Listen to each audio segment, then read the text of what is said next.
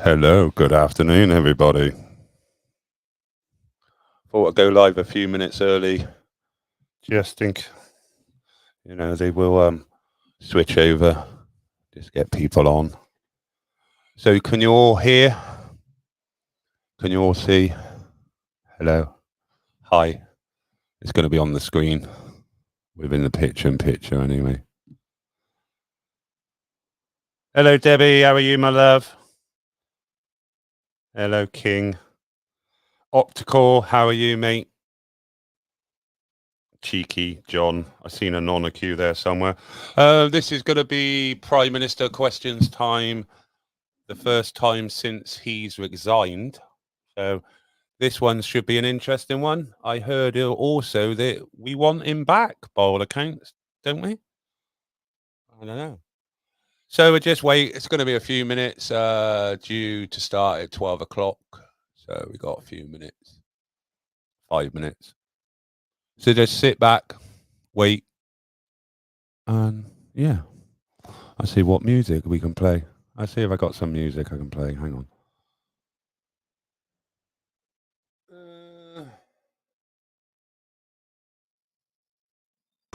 You always dreamed of.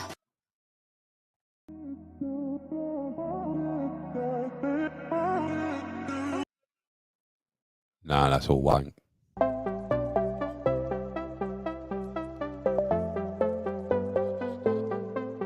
This will be alright for a little bit of a background music until we start.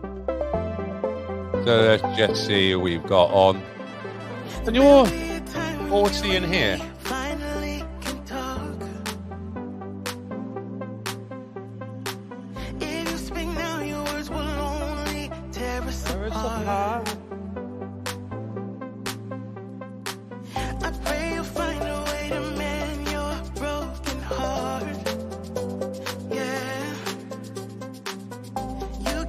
Hello, Swift and Bold, mate. Thank you for joining. 5 by 5.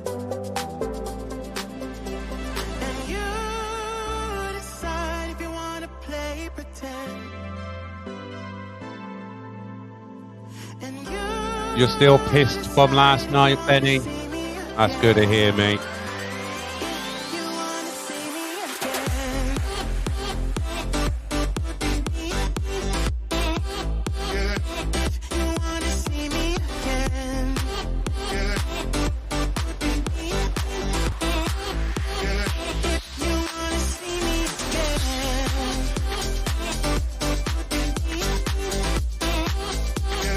Hello, local. Thanks for joining.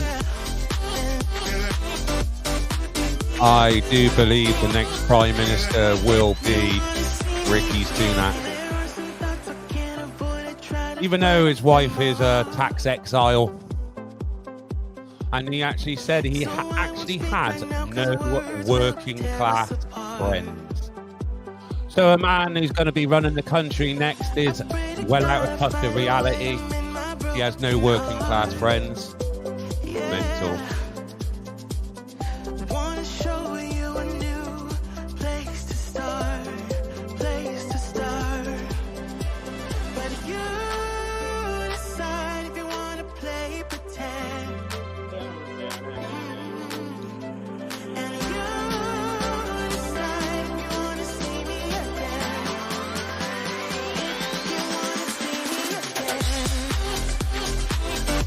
Should be starting anytime soon.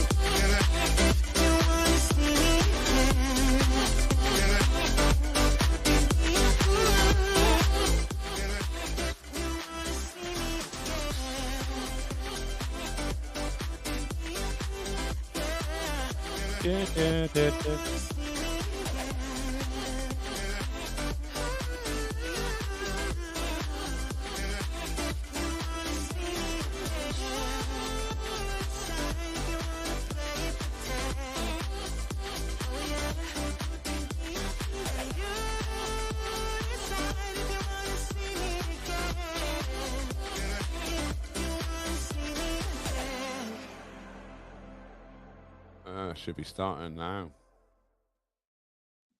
Happy days. Let me just refresh the page a minute. just to make sure it's not timing out. There we go. We should be starting any minute. Do do do do. I've lost the chat now. There it is. Let's see. We've got hello, Mrs. J, La Tourist, Mad. Everyone else for joining. Thank you. Bill Gates will be next PM. He will probably have a good old say with the World Economic Forum, New World Order. You know, who knows? Could this be a new beginning of a new style of governing?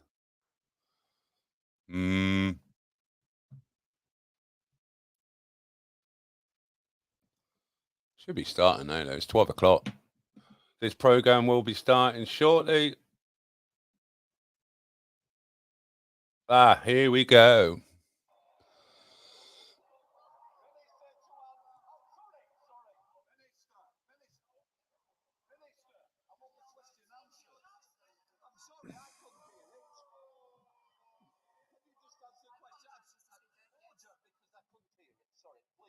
Oh.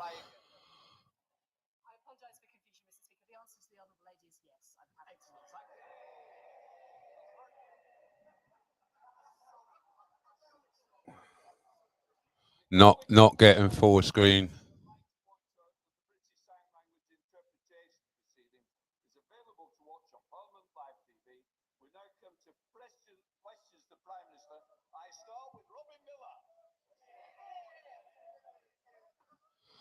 Why not working?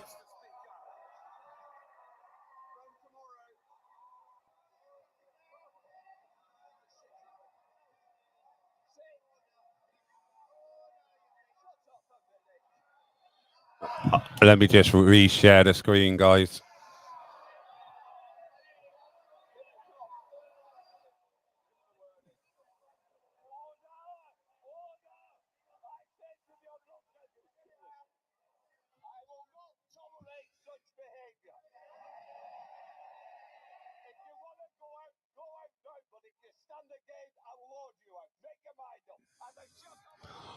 Can you all hear?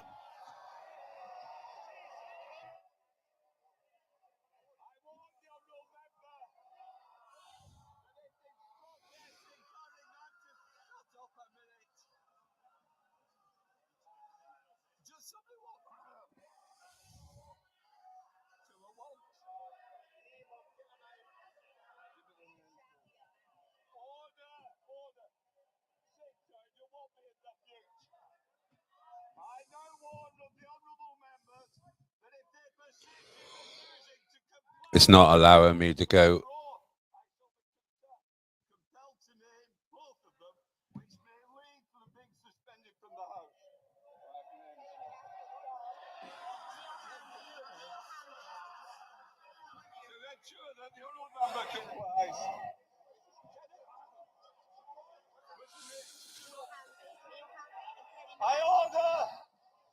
Oh.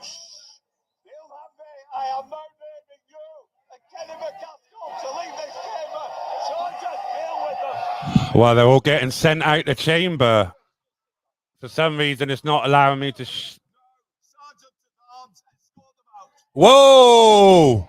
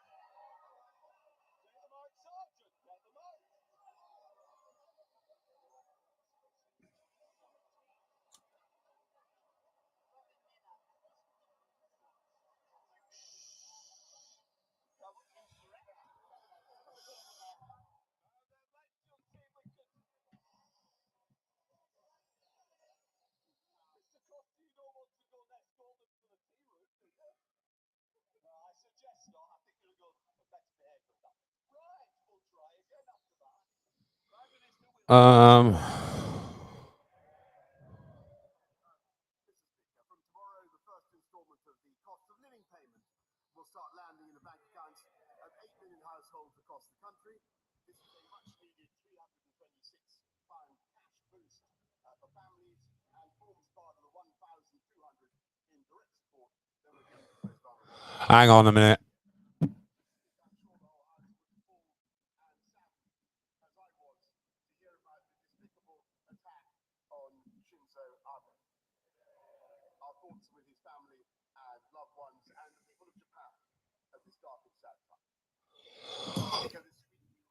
I'm sorting it out now. Wait 1 sec.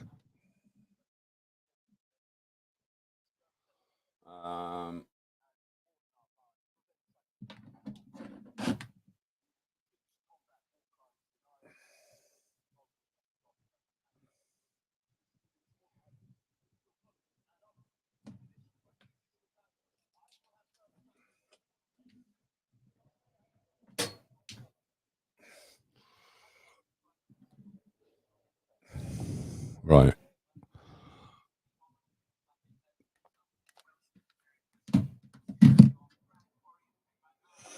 Right. I'm sorting it out. Sorry, guys. It should have been done.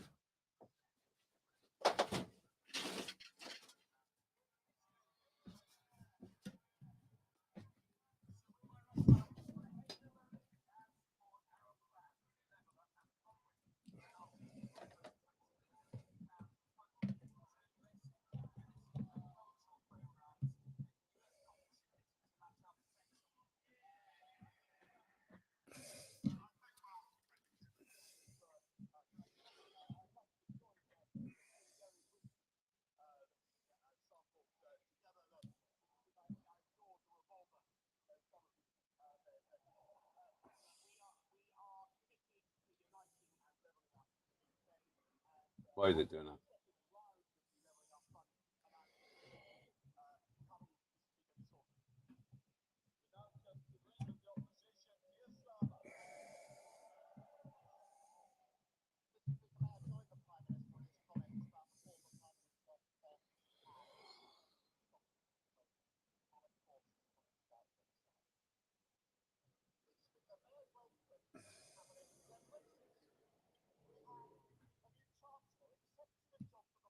Shit.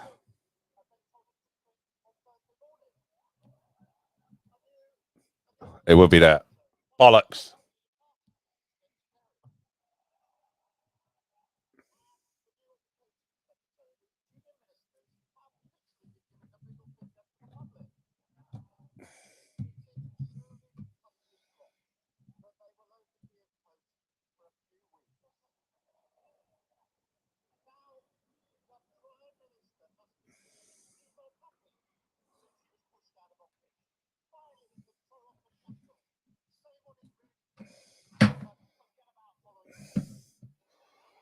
Bollocks.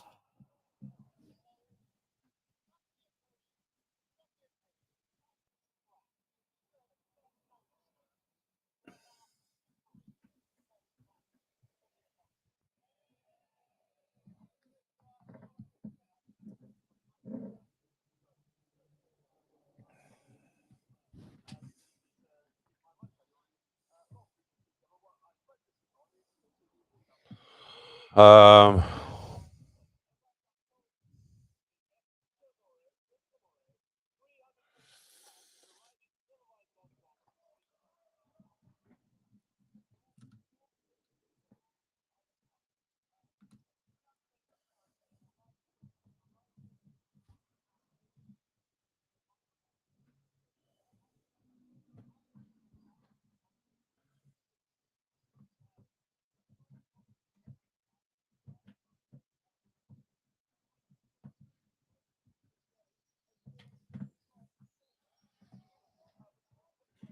yes, we do have a problem.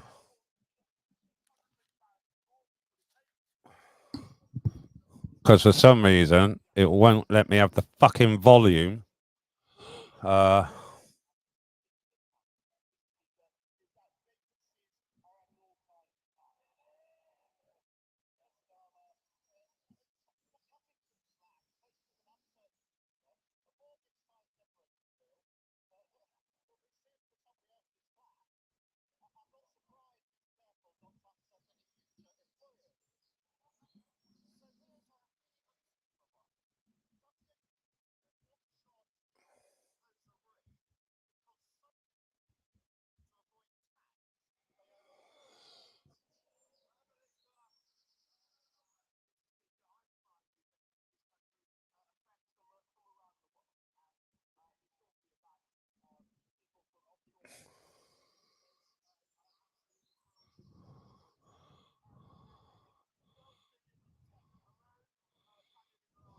I know what we need to do. We need to turn fucking mixed minus off, don't we? Right, hang on.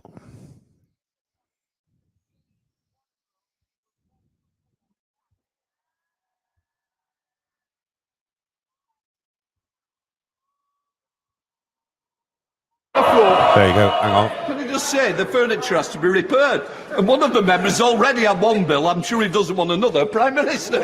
Any one of them would wipe the floor with Captain Crasheroony's snooze fest, Mr. Speaker. And after a few weeks' time, that is exactly what they will do. They will unite around the winner and do just that. Yes, Father. He's been saying all week that he wants revenge on Right, those that can have you wronged him. hear Here's an idea, the Prime audio? Minister. Probably not in a minute. If he really wants to hit them where it hurts, he should tighten the rules on tax avoidance. But at the very least, does he agree that anyone running to be Prime Minister should declare where they and their families have been domiciled for tax purposes and whether they've ever been a beneficiary Can you of an hear Keir offshore Starmer tax now? scheme?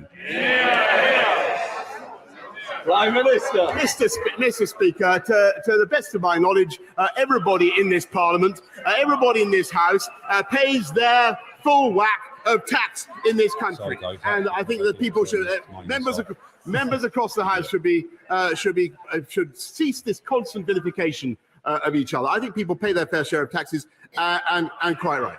What we're doing, and it's thanks to the tax yield that we have had, that we're able to support the people of this country in the way that we are.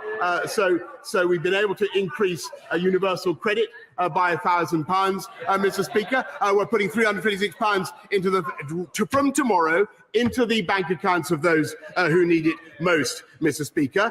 And thanks to the policies we have pursued, as I have just told you, we have unemployment at or near record lows. And that is what counts, Mr. Speaker. No, they are very happy to see people languish on benefits. We believe in getting people into good jobs. And I'm looking for one.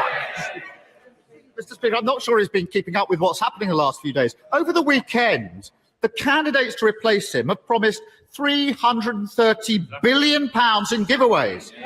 That's roughly double the annual budget for the NHS. Sadly, they haven't found time to explain how they're paying for it, even though one of them's the Chancellor and another one was Chancellor until a week ago. They all backed 15 tax rises. Now they're acting as if they've just arrived from the moon, saying it should never have happened. Doesn't he agree that rather than desperately rewriting history, they should at least explain exactly where they're getting all this cash from? What about actually, Mr. Speaker, what about the £1 billion we're giving to very carefully, Ukraine? And, all the commitments that I'm listening to are very clear. We will continue. Whoever is elected will continue to put more police out on the street, exactly as we promised. Already at 13,576, we're going to go up to 20,000. Whoever takes over will build. They always complain about this, but we will build the 40 new hospitals, Mr. Speaker. And I asked my delivery unit yesterday. Well, they don't want it. They don't like it, Mr. Speaker, because they voted against the funding. They voted against the funding that makes it possible, Mr. Speaker. And they have also, just in the last period in which he has been in office, made extra commitments of public spending worth £94 billion, which would be thousands of pounds of extra taxation for every family in the country, Mr. Speaker. That's the difference between them and us. Yes, Starmer. Totally deluded to the bitter end. Now, to be fair... Mr. Holden, I think that's the last time I hear from you today. I think otherwise you might be able to buy a couple of other people cups of tea. To be fair to the new Chancellor, he's at least attempted to spell it out. He's promised tens of billions in tax cuts and confirmed he would cut the NHS, the police and school budgets by 20% to fund it. The member for Stratford and Gibraltar is complaining, but he said it on TV. And yesterday he said, it's simply not right that families are seeing their bills skyrocket and we do nothing. Was the Chancellor speaking on behalf of the government, Prime Minister, when he promised huge spending cuts and when he said that they're doing nothing on the cost of living crisis? Prime Minister. Look, Mr. Speaker, this is really pitiful stuff from the party that voted against the third. That's right there, Benny. Cheap ticket to France, off on the dinghy, sorted. 50,000 nurses, which we're recruiting, and we will recruit by 2024, Mr. Speaker, which is necessary to pay for those hospitals and those doctors and those scans and that treatment. They don't have a leg to stand on, Mr. Speaker. And I can tell him something else. The reason we've got growth now at 0.5% in May is because we took the tough decisions to come out of lockdown on July the 19th last year, which he said was reckless. Never forget, he said it was reckless. Our economy would not be strong enough now to make the payments we are to our fantastic NHS, and they know it. Stop up. I really am going to miss this weekly nonsense from him. Let's move on. Let's move on from his current Chancellor to his former Chancellor. Last week, he resigned, accusing the Prime Minister of not conducting government properly, competently, or seriously. He suggested the Prime Minister is not prepared to work hard or take difficult decisions, and implied that the Prime Minister cannot tell the public the truth. Yesterday, he claimed his big plan is to rebuild the economy. Now, even the Prime Minister must be impressed by that Johnsonian brass neckery. Can the Prime Minister think of any jobs his former Chancellor may have had that means he bears some responsibility for an economy that he now claims is broken? Prime Minister. Mr. Speaker, I think everybody who's played a part in the last 3 years has done a remarkable job in helping this country through very difficult times. I just want to say to him, really, Mr. Speaker, the next leader of my party may be elected by acclamation. So it's possible this will be our last confrontation over this. It's possible. So I want to thank him. I want to thank him for the style in which he's conducted himself. I think it'd be fair to say he's been considerably less lethal than many other members of this House. And I'll tell you why that is. That's Liz Truss. Because he hasn't come up. Can I just say to this end of this front bench, expect better behaviour, and I'm certainly going to get it. Prime Minister. Well, no, Home Secretary. There's a reason for that, Mr. Speaker. Is over 3 years, in spite of every opportunity, he's never really come up with an idea, a plan, or a vision for this country.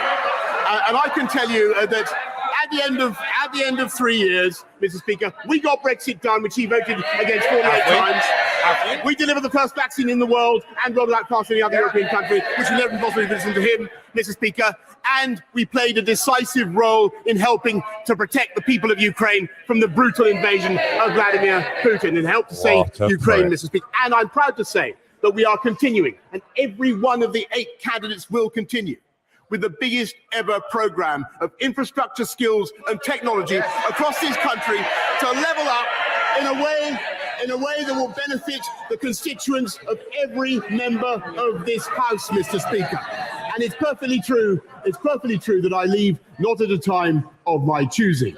And it's absolutely true. But I am proud of the fantastic teamwork that has been involved in all of those projects, both nationally and internationally, Mr. Speaker. And I'm also proud of the leadership that I have given. And I will be leaving, Mr. Speaker. I will be leaving soon with my head held high.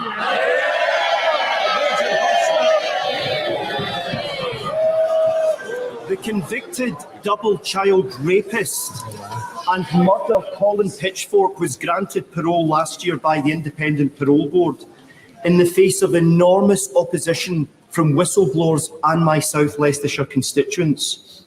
Only 2 months after he was released, he was recalled to prison for having breached his licence conditions. He has another parole board hearing scheduled for September. Prime Minister, you and I have communicated about this matter on numerous occasions, and you've assured me that you would do everything in your power to deal Thank with you, this Thomas, situation. for that £3 super Can you sticker. confirm, before you leave office, that your government will make all the necessary submissions that it can make lawfully to the Independent Parole Board to make sure that this dangerous man is kept behind bars? But we all know they release prisoners early that go on to re-offend, and some of them go on to commit serious offences. Lydia and Dawn's friends and family. And Mr. Speaker, I can tell the House that my right honourable friend, the Deputy Prime Minister, will be submitting his views on the Pitchfork case to the Parole Board before his hearing. And there is also, as the House will know, a root and branch review of the parole system currently underway, which includes plans for greater ministerial oversight for the most serious offenders, and we'll be bringing that forward as soon as parliamentary time allows. Now come to the Leader of the SNP, Ian Black. Oh, God, like Ian. Thank you, Mr. Speaker. Can I associate myself with the remarks of the Prime Minister in the murder of Shinzo Abe, a dreadful event that took place last weekend? Can I also thank you, Mr. Speaker, for hosting last night the charity remembering Srebrenica? We should all take time this week on the 27th anniversary of the genocide that took place there to think of the circumstances and the shame that we were not able to step in and stop the murder of so many innocent boys and men and the rape of so many women. And that we must learn the lessons from that. And of course, at this time, we think very much of those in Ukraine that are facing a war criminal, and make sure that those responsible are ultimately held to account for crimes against humanity. I'd just like to add on this fact, all the hotels that are being closed now for holidays, there's one in Ireland, taking in refugees from Ukraine, saying we're closed to normal holiday makers because we're doing our bit. But if you go onto TripAdvisor and search for holidays and hotels in the Ukraine, you can pick them up for 12 quid a night now because they're crying out for tourists, because none of the hotels are closed. So how are all these hotels in England taking the migrants in off the dinghies that sail in Dover every day? And they're now filling up with Ukrainian refugees at our expense, where my energy bill is soaring. I can't afford to heat my house, you know, with the energy that it needs. Yet they're all closing these hotels. We're bailing out other countries. Why is it England always has to bail other people out before they bail themselves out? Leader of my party will want to make sure that we do everything we can to work with the Scottish Government in the way that I've been able to do, I'm proud to have done over the last few years, to protect and secure our union. And my strong view, Mr. Speaker, having listened to him very carefully for years and years now, is that we are much, much better together. Ian Blackford. I can say with all sincerity, I hope whoever is the next Tory leader will be as popular in Scotland as he has been. For people in Scotland, Westminster has never looked so out of touch. Yeah. We've got right-wing Tory contenders prioritising tax cuts for the rich, and a zombie UK government failing to tackle the cost of living crisis. Whilst the Tories are busy tearing lumpouts of each other, money-saving expert Martin Lewis has warned the energy price cap could soon rise by a sickening 65% in October to £3,244 a year. After a decade of Tory cuts and Brexit price rises, it will mean many families simply can't afford to put food on the table and heat their homes. Now. Scotland Can't do that now. can't afford the cost of living with Westminster. Does the Prime Minister not get that people in Scotland don't just want rid of him, they want rid of the whole rotten Westminster system? Yep. Prime Minister. Mr. Speaker, I think that's not what is actually happening in this country, is that we're using the fiscal firepower that we built up to cut taxes for working people, cut taxes for those on low incomes, and you saw that last week in the average of £330 tax cut on national insurance. We're increasing support for those vulnerable households from tomorrow, another £326 going in. And Mr. Speaker, it's thanks to our union that we were able to deliver the furlough scheme, which helped the entire country, and to make the massive transfers that boost the whole of the UK economy. And I think that the last thing the people of Scotland need now, the last thing they need is more constitutional wrangling when we need to fix the economy. Mary Robinson. Thank you, Mr. Speaker. After securing almost £14 million in my town's fund bid for Cheadle, I was delighted last week to get the green light for our new Cheadle rail station. And £4 million for our state-of-the-art eco-business park. I've had tremendous support from the Cheadle Towns Board and local community, who understand how important it is to have connected towns and villages, bringing investment and high-tech jobs to our area. I'm ambitious for Cheadle, and now want to secure the redoubling of the Mid-Cheshire Line and the extension of Metrolink through my constituency. Will my right honourable friend join me in thanking the Towns Board and Station Working Group for their support, and agree with me that improving connectivity is key to economic growth and the future of our levelling up? The money that they're giving to the 700 and some odd pound, I think it is 650 odd. They're giving it in two lots. One starts as of tomorrow. My average electricity bill per month now is £120 a month, just for the electricity. So that don't even cover, even a quarter for my electric. So, if you look back in when nuclear fuel was actually first pushed on us to be the next big thing, we were told that electricity was eventually going to become free, if not very cheap.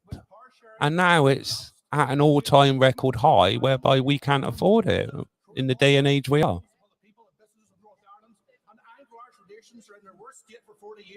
Absolutely horrendous. The times we're coming in, if you think that they now say that we're going to be another 1,200 quid worse off on top of the, average £3,000 a year that we already are. It's going to get worse. I will support it. Jacob Young. Thank you, Mr. Speaker. And as this is probably the last time I'll get to address the Prime Minister at this dispatch box, can I say on behalf of the people of Redcar and Cleveland how grateful we are for the support that he's given us and for delivering on the will of 17.4 million people in taking us out of the EU. Can I ask the Prime Minister, is he as optimistic as I am about our future as a free and independent nation? Jacob, I mean, my honourable friend, if anything, I think I'm even more optimistic. And my only anxiety, we all know that people think that there are people around the world who hope that this will be the end of Brexit. And I can see them all. Oh, look at them. Did you notice? That's them. They're wrong, Mr. Speaker. And we're going to show that they're wrong. That's all they want, to take the piss out of each other. Mr. Speaker, if the UK truly is a voluntary union of equal nations, there must be a democratic way for any of those member nations to withdraw from it. By what right does the PM think the role of the UK government is to decide whether to respect the mandate given by the people of Scotland to their government and endorsed by their parliament? Prime Minister. Mr. Speaker, as I continually advise the members of the Scottish National Party, or Nationalist Party, I should say, they should look at what is happening in educational standards in Scotland, which they are responsible for. All right, Swift. Instead of endlessly asking for a repeat of a constitutional event that we had in 2014. We had a vote, Mr. Speaker, they lost. Catherine Fletcher. Mr. Speaker, the Prime Minister knows how proud we are of our industrial constitutional events that we had in 2014. So we had a vote, Mr. Speaker, they lost. With the Friends of Catherine the Old Fletcher. Mr. Speaker, the Prime Minister knows how proud we are of our constitutional events that we had in 2014. So we had a vote, Mr. Speaker, they lost. Hang on, guys, I fucked it a minute. Hang on, I've got to go back. The Prime Minister knows how proud we are of our constitutional events that we had in 2014. So we had a vote. Hang on, guys. I've fucked it a minute. Hang on, I've got to go back. The Prime Minister knows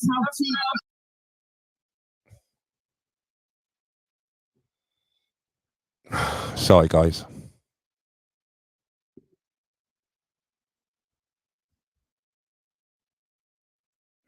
That was Swift asking. Blame Swift because he was asking me to unhide somebody for some reason.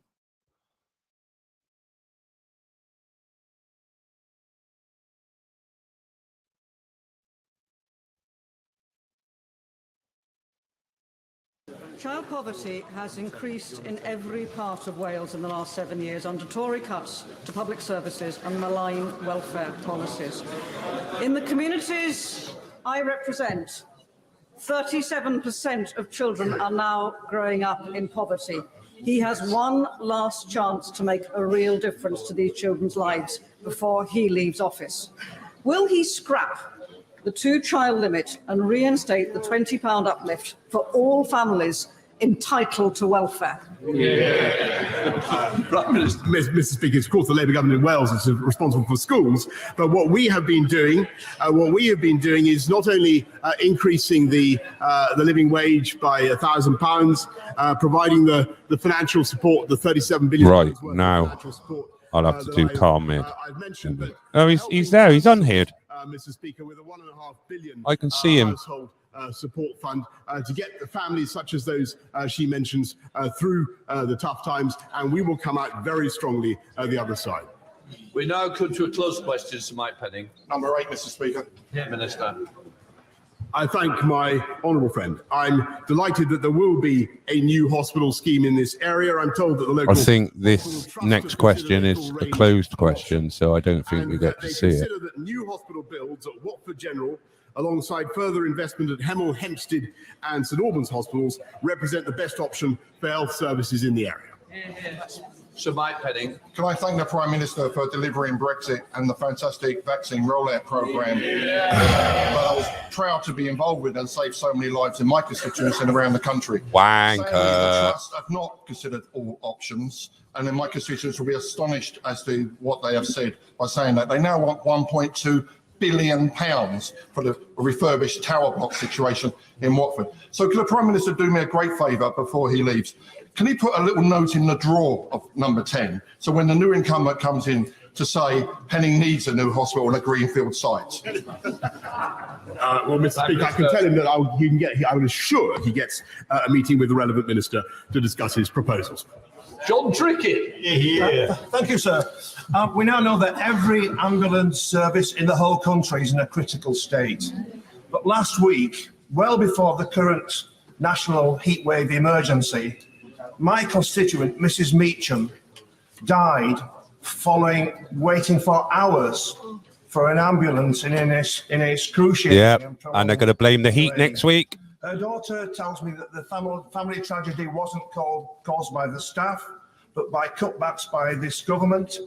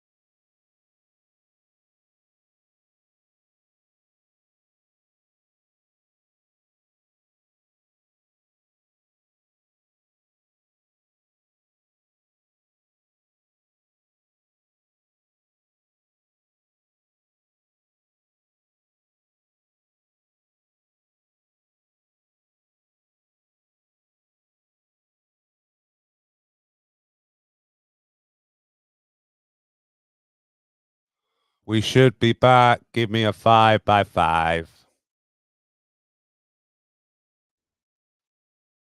The child. It was very general, and that's the only way I would ever allow it to be discussed. Yeah. Andrew Lower. Child turning in now. Thank you, Mr. Speaker. In the last few years, campaigning and persistence have led to the construction of a new children's A&E, and just this year, a new main A&E for Northampton General Hospital in my constituency. We should be back. Building on this success, what the town now needs is an urgent treatment centre. Does the Prime Minister agree that this would be a hugely welcome step in providing top quality healthcare in Northampton? Prime Minister. Mr. Speaker, as I mentioned, I think earlier on, we're engaged in a massive programme of improvements and building and rebuilding in our NHS estate. I think that selling and reselling, he means. Honourable friend, this is a decision that he's going to have to continue to lobby for. I think the local NHS bodies will have to make up their minds on that one, but I'm sure he will continue to make lively representations. Patricia Gibson. Thank you, Mr. Speaker. Last week, the Prime Minister was forced to announce his intention to resign after ministers who supported him only days earlier changed their minds. Of course, people are allowed to change their minds, and this should be recognised. Why does the Prime Minister and his MPs believe this principle applies everywhere except in Scotland, where the people delivered a clear mandate to the Scottish Parliament to hold an independence referendum? Prime Minister. Well, Mr. Speaker, as I understand it, the people of the SNP are currently deciding what to do with my honourable friend. And heaven forfend that they should change their minds, Mr. Speaker. Thank you, Mr. Speaker. Mr. Speaker, 40 years ago, 10 young people from Rugby's West Indian community travelled to a house in New Cross Road, London, for a birthday celebration for former Rugby resident Yvonne Ruddick. Tragically, there was a fire at the house where the party was held, and 2 of that group never returned home. Others were traumatised. The fire cost 13 people their lives and has been the subject of 2 inquests, both of which were inconclusive. Those who survived and the families of the bereaved are calling for a further investigation. I wonder if the Prime Minister would agree that the appointment of the new Metropolitan Police Commissioner provides an opportunity to re-examine the events of that time. Prime Minister. I thank my honourable friend, and I know from my own experience of running the city of the anguish that particular tragedy caused, and I know the deep feeling that you don't give a flying fuck, Boris. I can tell him, of course, that whatever my own views, this is a matter for the independent Metropolitan Police Service, and I'm sure the new Commissioner will be considering what he has just said. Alan Brown. Thank you, Mr. Speaker. While he was editor of The Spectator, he published a poem out exterminating the Scotch, a verminous race. He previously stated that £1 spent in Croydon is of more value to the country than £1 spent in Strathclyde. He called for an ending of the Barnett formula. He stated an MP from a Scottish constituency shouldn't be a Prime Minister. So given his anti-Scottish views, his abject failure as a Prime Minister, why did he think he's a right to try and block a democratic vote for Scotland to choose its future away from this corrupt Westminster? Can I just say to the honourable gentleman that after 3 years of listening to this delirium of monotony from the Scottish nationalists, I really think they need to change the record. What the people of this country want is a focus on the cost of living, a focus on the economy, making sure on schools, Mr. Speaker, on standards in schools. Those are things that he should fix, Mr. Speaker, and to say nothing of the tragedy of drug deaths in Scotland, Mr. Speaker, which they still haven't done anything to address, Mr. Speaker. And everything I have seen has taught me that we are far, far better, whether it's on Ukraine or COVID, Mr. Speaker, or on furlough. There is absolutely no doubt, Mr. Speaker, that we are better off working together. Thank you, Mr. Speaker. Kensington is at the heart of the Ukrainian community, and on their behalf, I would like to first send a huge thanks for your support to Ukraine. Yesterday was the first year anniversary of the devastating flooding that affected my constituency, with more than 1,000 homes affected, people in basement flats losing all of their belongings, and many people still in temporary accommodation. Would my right honourable friend back my fight to ensure that we get serious investment in infrastructure in West London from Thames Water? Prime Minister. I thank her very much. And Cameras all slowed down now. I know the problem that she speaks of very well. There's no single Looks a solution bit slow and glitchy, doesn't it? surface water flooding. But she's absolutely right in wanting to put more pressure on Thames Water to try to come up with sustainable solutions. But they've got to be done working with partners, with councils, and of course with developers as well. Final question, Sam Terry. Thank you, Mr. Speaker. A few short weeks ago, Zara Alina was walking home through Ilford. She was dragged off the street and brutally murdered. Zara's family made a touching tribute for her life. She was authentic, refused to try and impress anyone, but she impressed us. She was the rock of our family. Last week, on the 8th of July, another woman was stabbed in St John's Road, just yards from my family's church that I attended for 15 years, so I know like the back of my hand. Women in Ilford should not have to police themselves or impose curfews on their behaviour when they want to just go about their daily business.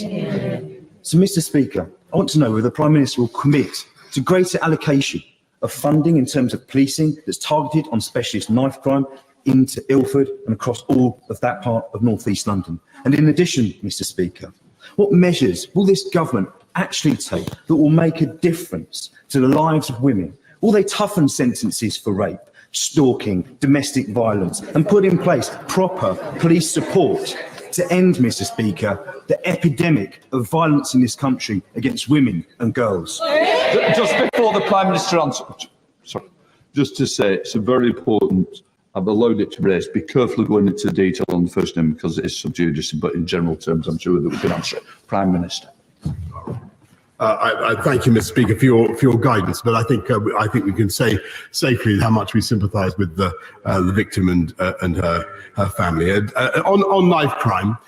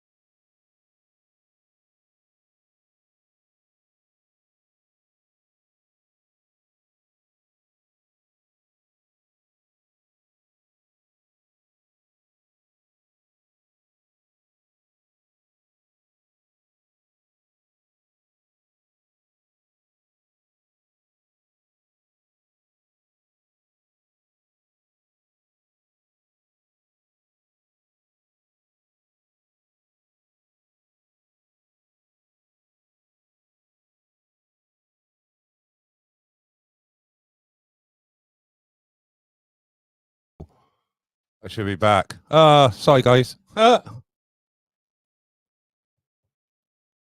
It really went slow, so I had to start again. Sorry. Do apologise. Do apologise, but give me 1 sec.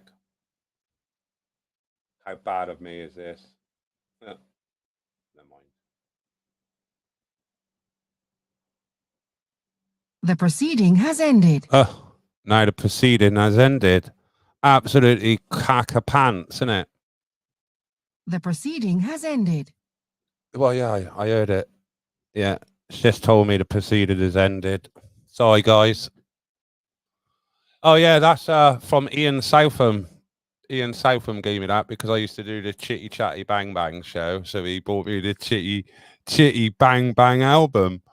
Yeah. Yeah, I would have to do. I got loads of people saying they want me to do a phone in and everything. It's gone a bit slow again, so yeah, you can tell. Let me just turn the camera off a minute. There we go. It's not giving me a still.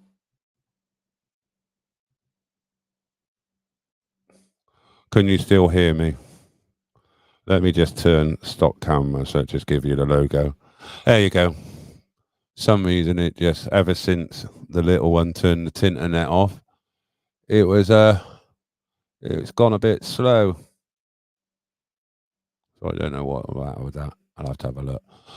But I got people wanting me to do a phone in and stuff like that. I'll get it sorted out and yeah, we'll do one. I don't like doing it on my own. I like company. Yeah. Don't know what's happened with all the cameras, why that went slow for. It must be, I must have knocked a wire. For some. Yeah. But I'm gonna get off.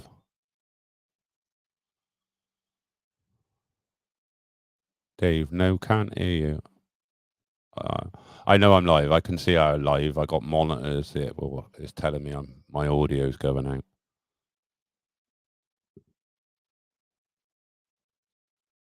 So I'll sort the live out and the phone in and things like that. I want to do it a bit different. I want to not use StreamYard. I want to use OBS. So there may be a different way of people can call me. Maybe through Skype or something, Zoom.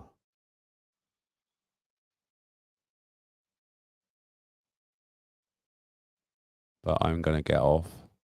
Got a few things to get sorted. But thanks for joining me, guys. I know it's a bit shit. But hey ho, never mind. Until the next time, everybody. Speak to you soon. Bye.